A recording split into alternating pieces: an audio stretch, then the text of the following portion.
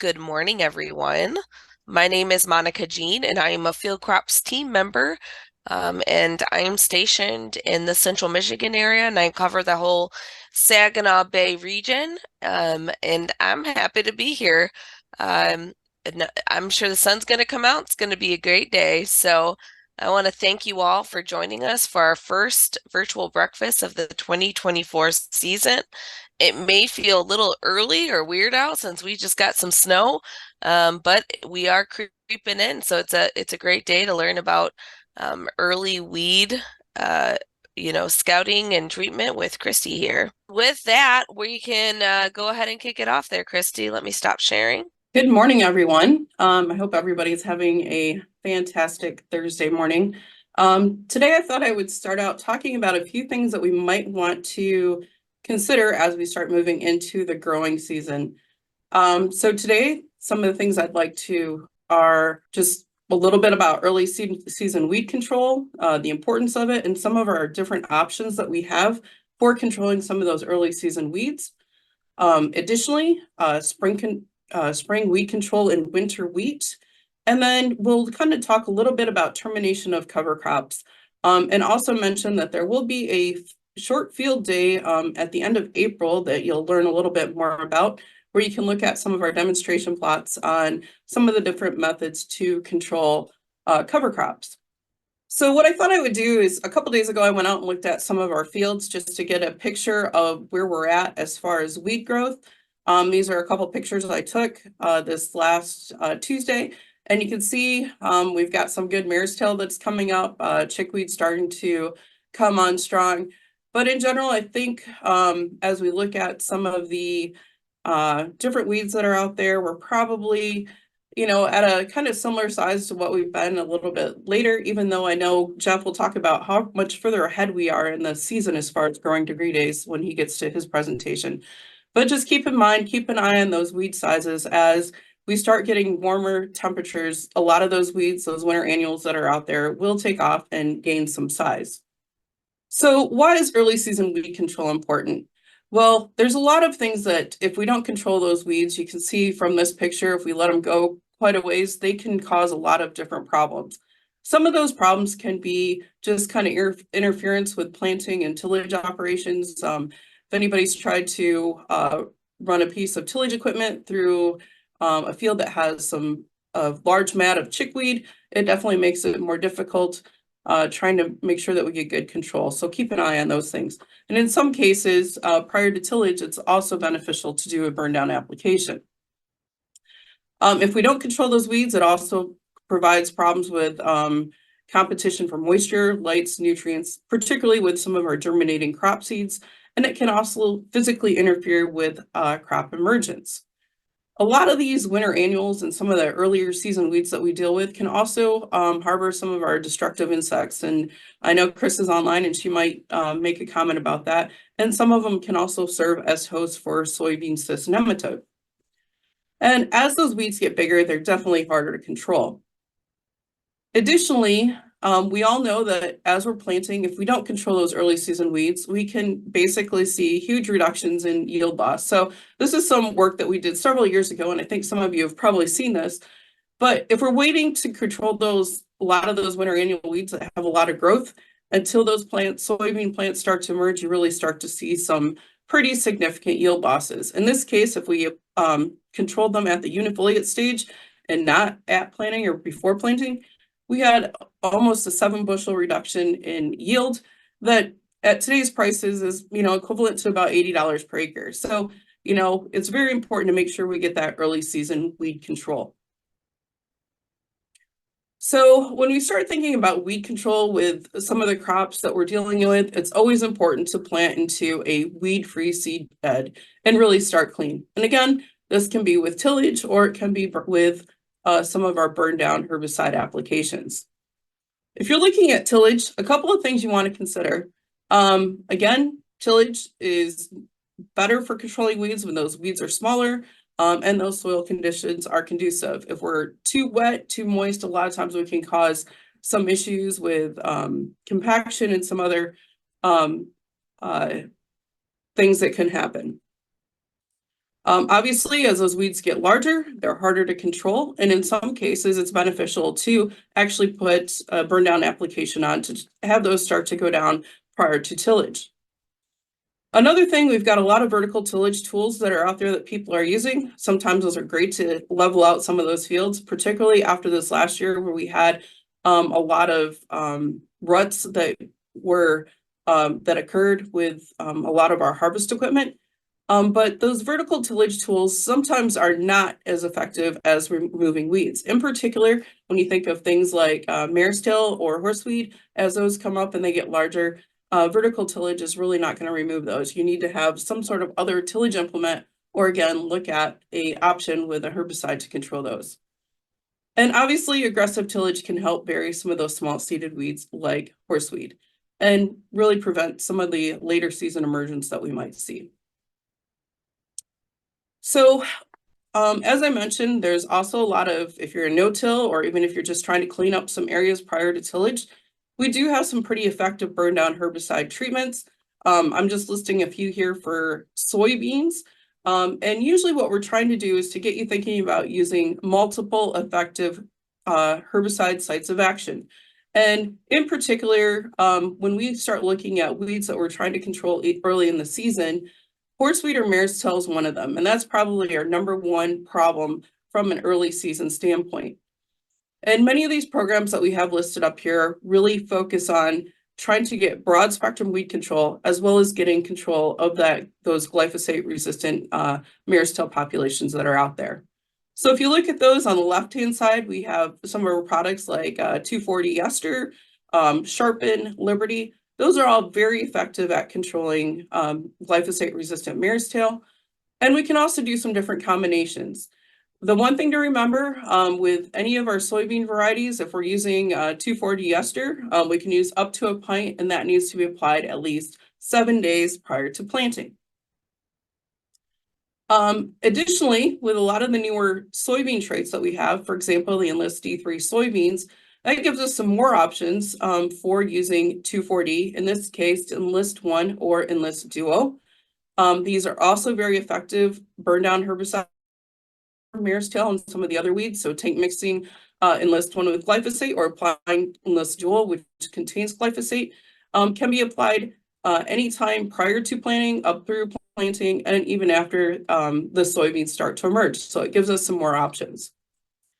We also have the dicamba resistant soybeans with the Extend and the Extend Flex soybeans. In the past, these have been very good, particularly when we're using dicamba and a burn down application to control things like mare's tail and other things. Some of you may have heard that as of February 6th, there was a court ruling that basically nullified those dicamba labels. However, the EPA issued an order to where growers, if you have it purchased or if you're working with a dealer that already has existing stocks, those can be used this year.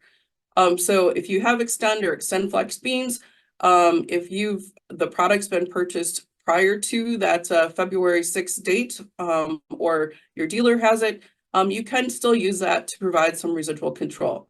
Now, in the future, things might change, but we need to be thinking about that as we move towards the upcoming seasons. We do have a number of different burn down herbicide options that you can use besides some of the ones that I've mentioned. We've redone the MSU weed control guide this year, and on tables 1A for corn and 2A for soybeans, we have a complete listing of the different burn down applications that you might want to use. Also gives you an idea of which ones provide the best control for some of our winter annual weeds like chickweed, dandelion, horseweed, henbit, pennycress, a lot of the different mustard species. So please take a look at that and look at some of the different options that you have out there. Additionally, when we talk about early season weed control, another thing we always want to think about is using a good soil applied herbicide. And for those of you that heard me talk this year, we really talked about the importance of using these pre-emergence herbicides. And even in a year like this year, where we had drier than normal conditions, where those herbicides didn't quite work right off the bat, in the grand scheme of things, we saw that they worked out very well. So with those soil applied herbicides, those pre-herbicides really work as a foundation and provide us good control of some of those harder to control weeds, and particularly herbicide-resistant weeds. They also provide more consistent control, again, throughout the season. It reduces really the number of plants that we're trying to deal with our post-emergence herbicide. And this is really important when we start looking at things like controlling some of our glyphosate-resistant weeds like water hemp and mare's tail. It also provides some flexibility of the post-application. And also, those soil-applied herbicides can be used anytime after tillage or put in that burn down herbicide application. And here's just an example of why those burn down or those pre-emergence herbicides are important, particularly for our glyphosate-resistant horseweed and water hemp populations. As you can see here, yes. Christy, Your yeah, we're not slides are seeing your gone. screen. There we go. Okay. Sorry, Christy. Thank you. So with our pre-emergence herbicides, again, they are extremely important when we're trying to control a lot of these glyphosate-resistant weeds. So you can see from these pictures, you can see glyphosate-resistant horseweed or mare's tail, a couple applications of Roundup, and really no control. By using an effective pre, in this case, generally some of the products that contain metribuzin, and then using that, it provides very good control of a lot of those mare's tail populations. We also see that that's very important when we look at control of water hemp. So this is just one application of Liberty on the left-hand picture of where you can see the Liberty application, and then putting effective pre, and then just following it up with a good Liberty application or any effective post has provided really good control of water hemp. So those pre's are really important. For a lot of the different pre's, there's a large number of them in both corn and soybeans. And again, you can find a complete listing of all those different products and premixtures and see what weeds are most effectively controlled by those different products. So with that, we're going to just talk briefly about a couple other things this season. As we look at how the wheat is really starting to green up, probably a lot of those weeds are starting to green up, but there's a few things I want you to consider before making some of those spring herbicide applications. What's really important is to make sure that we make those applications when those weeds are actively growing. So when we've seen temperatures like this, where the you wake up and it's 19 degrees in the morning, those weeds aren't growing, just like we really don't want to be outside. Also, when the temperatures are that low, the crop is really under stress, and that can cause some issues with some injury to that wheat. So a lot of the times we always say a good rule of thumb is to really not apply those herbicides until the to winter wheat until those daily temperatures are around 50 degrees Fahrenheit or higher. With those cooler temperatures, we can see some injury. And I'll show you a few pictures that we have from the last several years where we've done some research looking at some cooler temperatures. We particularly see this with the ALS inhibiting herbicides. If you look across the screen and you look at where those blue squares are, also those green squares, we've applied things like Osprey Extra and PowerFlex when those temperatures were below that 50 degrees. And we saw quite a bit of stunning, and in some cases that resulted in yield reductions at the end of the season. So keep that in mind, that those temperatures are really important, as well as keeping in mind that there are some wheat size cutoffs for each one of those products. And that's one thing to consider. Another thing to consider is if you're doing frost-seeded red clover, one of the things is there's very few herbicides that can be applied if you have frost-seeded red clover in the spring. So keep that in mind, and we do have those recommendations in the weed control guide. And then finally, just to mention, one of the things that we have seen this year is that there's been very good cover crop growth.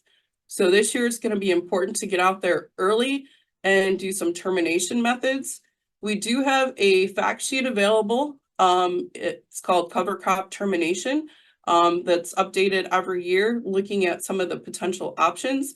And one other thing that we'll have coming up at the end of April 24th, if anybody's interested, we'll have some different demonstration plots where people can look at some different methods of cover crop termination for some of those that don't winter kill. And I'm sure Monica will be presenting or sharing some of that information, and you'll be able to find that on the MSU News for sign up. So just a couple take-home messages. As you look forward to this year, make sure you're prepared with a comprehensive weed management plan. Again, herbicide-resistant weeds, particularly water hemp, is becoming more of a challenge to control and is becoming more widespread. So make sure you keep that in mind. Think about getting some of those pre-emergence herbicides off on there. Start clean. Again, those pre-herbicides will help us out with reducing that pressure on those post-herbicide applications. Other things to consider: temperatures, weed growth stage, and other factors when making herbicide applications, in particular to winter wheat this spring.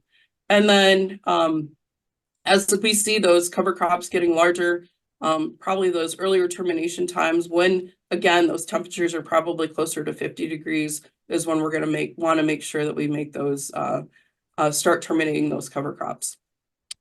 So with that, just to reminder, we have our new weed control guide available.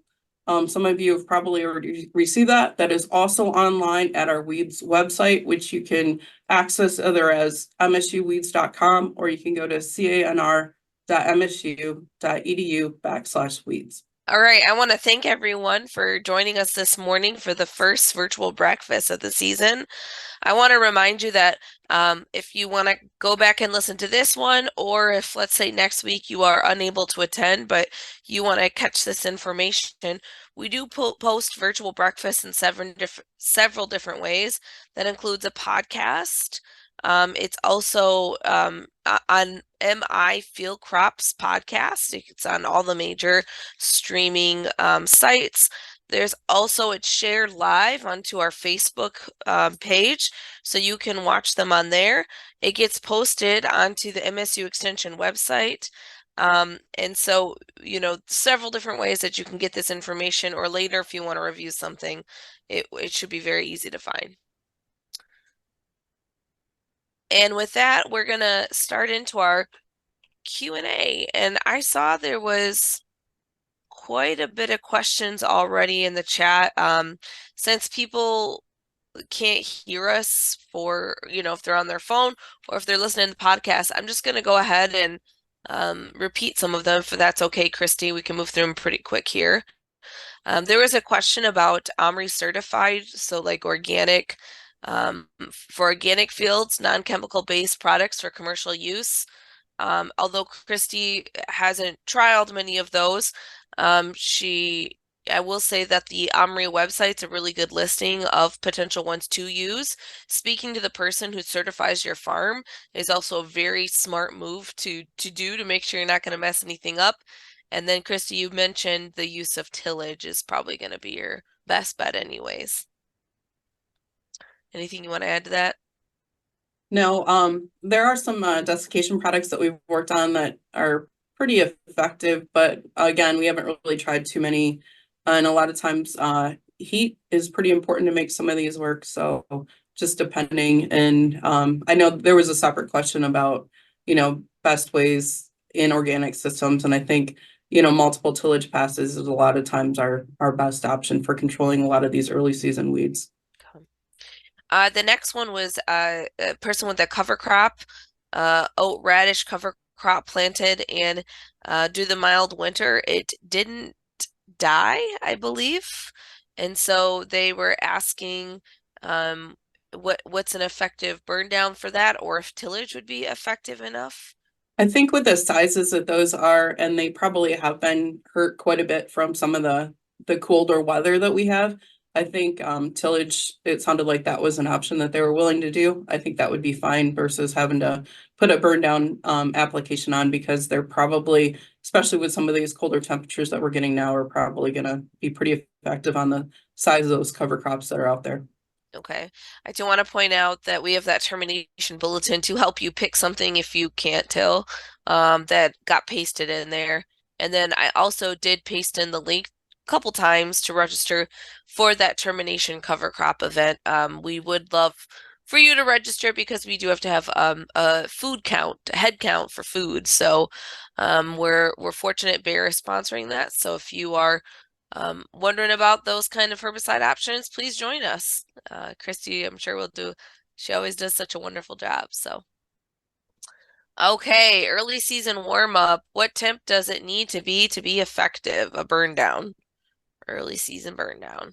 So in general, with a lot of the herbicides, kind of that 50-degree cutoff is our best bet. We have done work where we've sprayed different burn down applications at cooler temperatures. A lot of times it does take a little bit longer. And then depending on what the weed species or cover crop species is, for example, cooler temperatures and trying to terminate annual ryegrass does not work well. It's better to wait for those temperatures to warm up before doing that. So there's a lot of hit and miss. It's always better just to kind of wait towards more of that, 50-degree.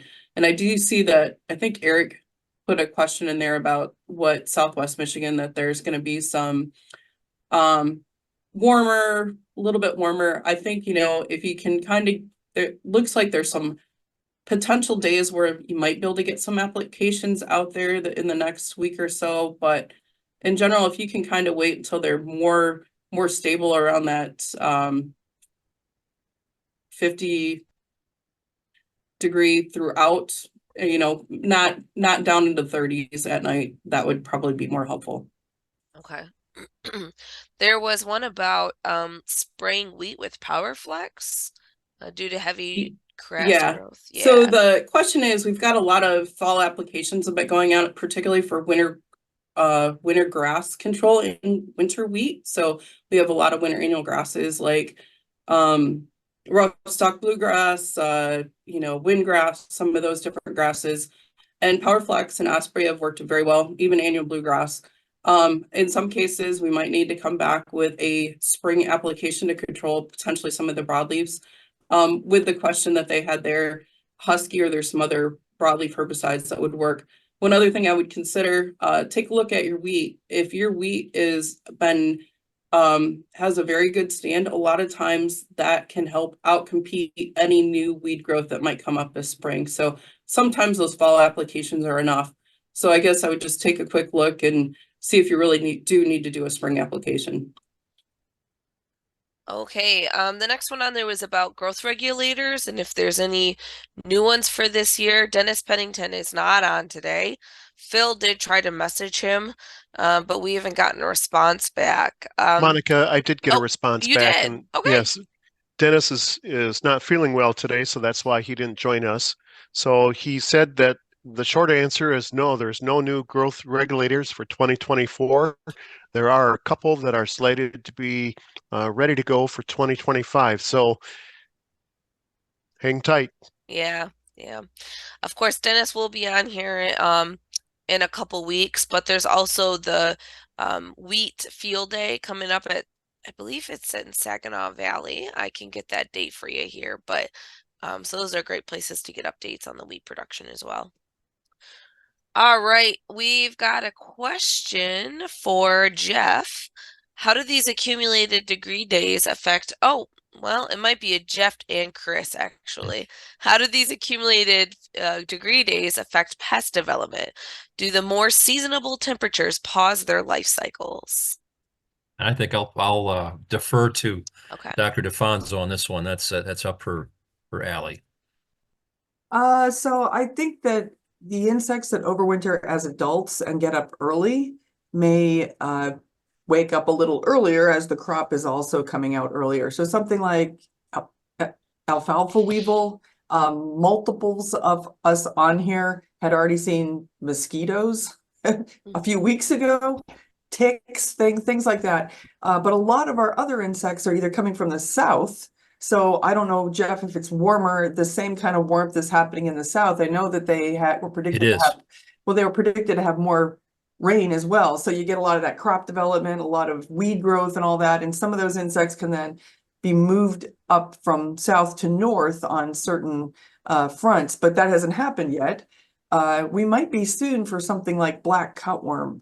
I'd have to check that out if we're going a little bit earlier. But a lot of our other insects are under the ground right now, overwintering as larvae. And they, I don't know if being under the soil or under crop residue buffers a little bit, that it might be warmer in the air or on the asphalt, but once you get, down a bit, they're sort of just waiting. And their populations really are determined by what happens once they emerge.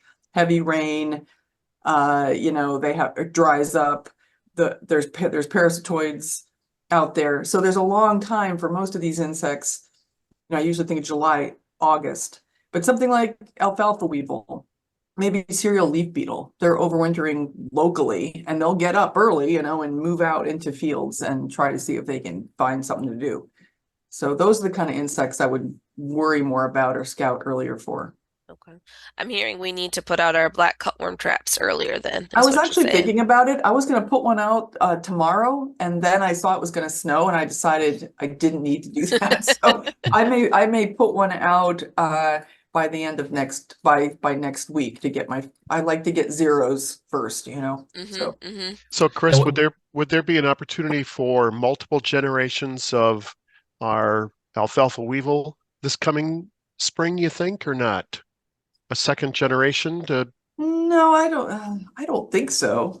No, I don't think so. But I Okay. mean, I guess you could have extended egg laying. You could have some early egg laying and then it could get cold and then they would just kind of sit there, and that's always harder in pest management when things extend out because then you don't have one nice spray time and things like that. That's a good question. if you're About gonna that. one follow up on that, and also on some of your early comment, uh, a real key for looking at if you're going to have more than one generation and a large surplus of degree day units, it's in the spring. That's especially the month of May. And if May were to be very, very warm, that would be the scenario where those surpluses or deficits, depending on what the spring is like, very, very frequently carry on for the rest of the year. And for the ones that have the big surpluses, it's usually years we had an unusually warm spring. And we'll see that of course that's what the outlook is calling for. The other thing I wanted to follow up, Chris, on your comments. It's been warmer than normal over almost all of central and eastern lower 48. So they're advanced, all the phenology is advanced. And so for thinking about the source regions for some of the transported insects to come, they're also ahead of schedule. So then earlier than we typically might see them, just because the development in those source regions has also been earlier than normal. Yeah. The thing about alfalfa weevil is they go through this thing called the estivation, which means they go to sleep in the summer, and that's unusual.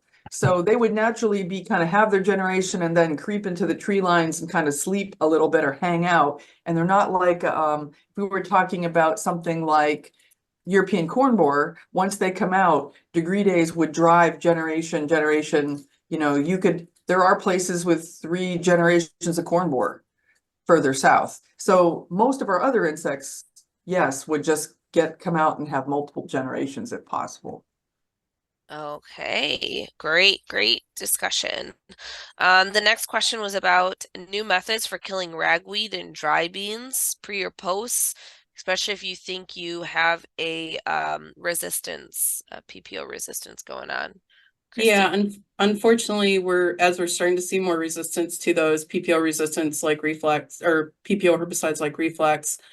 We just don't have any really good methods to control common ragweed if we have resistance there.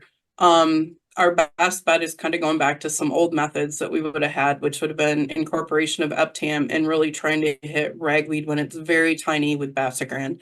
And that's just gonna probably give us fair. There's just nothing new. All the questions I have in the chat box here, unless I'm missing anything. If you have more questions, here's a great time. You can unmute yourself, or you can go ahead and pop them in the chat box. Question, please. Monica, Yeah, Clay. I was just going to say if there's any other specialists, they can have a chance to say something too. Although I've not seen any. Sorry, Clay, go ahead. No problem. When you say 50 degrees, that's the high. For how long does that 50 degrees have to be there for it to be effective? In general, what I really worry about, like with that 50 degrees, is kind of the wheat as far as getting too much injury. In general, we would not want a freezing day before or after that. So if you had a decent warm day prior to that, and then a decent warm day after that, you're probably going to be okay. You want that herbicide to be able to be metabolized by that wheat. Again, we've been able to make applications and kill weeds with lower than 50 degree, but it does take usually a little bit longer, and sometimes some of the species are just not actively growing, so it's not getting as good of control as what you would get when it's warmer. Okay. I did see Eric was on. He is our soybean. He's going to be our main soybean educator, as Mike has officially retired or soon to retire.